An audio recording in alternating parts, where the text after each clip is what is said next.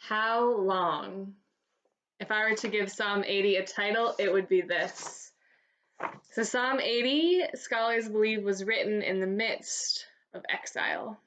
You can see throughout the psalm there is a lot of pain. If you look at verses 4 through 6, the psalmist writes, O Lord God of hosts, how long will you be angry with your people's prayers, and given them tears to drink in full measure, and fed them with the bread of tears? There's pain, there's confusion, there's despair.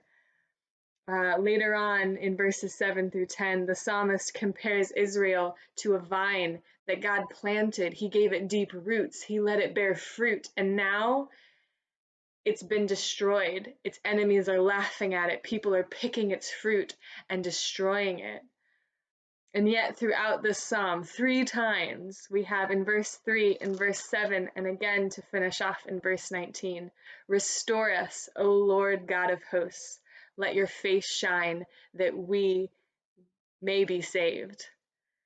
So I think we might be able to relate to this at the moment. Maybe we can't, but there's so much confusion and despair in the world right now.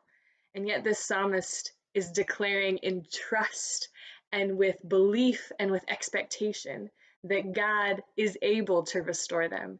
He's able to turn his face towards them, and they will be saved. And I love that there is a sense of the psalmist bringing his pain to God and saying, how long? Lord, enough is enough. We are exhausted. We're weary. We need you to do something. And yet he's also believing in faith that God can and will do something. And so we live in this tension of knowing that God is able and sometimes not seeing him act the way we think he should or believe he could. And yet I want us and challenge us to be people that believe that God is able, people that believe in the midst of despair, in the midst of chaos and confusion, that the God we serve is able to restore us. Be blessed, Life Church.